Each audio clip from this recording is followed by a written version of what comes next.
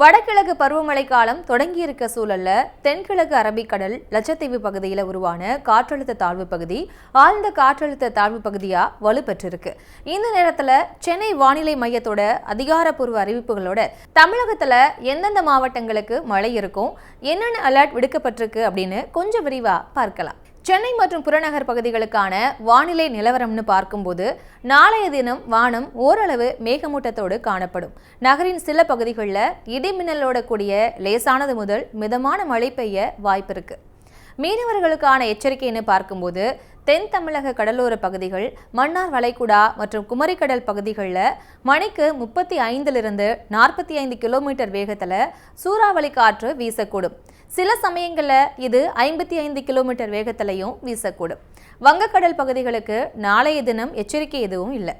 ஒட்டுமொத்தமாக வடகிழக்கு பருவமழையோட முதல் சுற்றுமழை நல்ல அளவில் பதிவாகும்னு சொல்லப்படுறதுனால மழை நேரங்களில் கவனமாக இருக்கிறது ரொம்பவே நல்லது.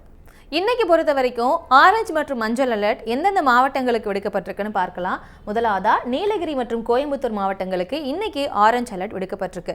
மஞ்சள் அலர்ட்டை பொறுத்த வரைக்கும் திருவள்ளூர், சென்னை, காஞ்சிபுரம், செங்கல்பட்டு, அதை தொடர்ந்து சேலம், ஈரோடு, நாமக்கல், திருச்சிராப்பள்ளி, கரூர், திருப்பூர், திண்டுக்கல், சிவகங்கை, மதுரை, தேனி, விருதுநகர், ராமநாதபுரம், தென்காசி, தூத்துக்குடி, திருநெல்வேலி, கன்னியாகுமரி உள்ளிட்ட மாவட்டங்களுக்கு மஞ்சள் அலர்ட் விடுக்கப்பட்டிருக்கு.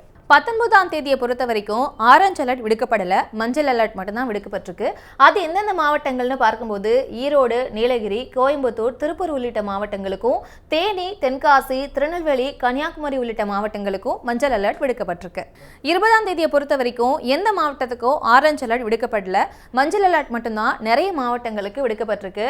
முதலாவதா செங்கல்பட்டு, விழுப்புரம், புதுச்சேரி, கள்ளக்குறிச்சி, கடலூர், மயிலாடுதுறை, அதை தொடர்ந்து காரைக்கால், திருவாரூர், நாகப்பட்டினம், தஞ்சாவூர், புதுக்கோட்டை, சிவகங்கை, ராமநாதபுரம், விருதுநகர், மதுரை, திண்டுக்கல், திருப்பூர், ஈரோடு, நாமக்கல், கரூர், நீலகிரி, கோயம்புத்தூர் உள்ளிட்ட மாவட்டங்களுக்கு மஞ்சள் அலர்ட் விடுக்கப்பட்டிருக்கு.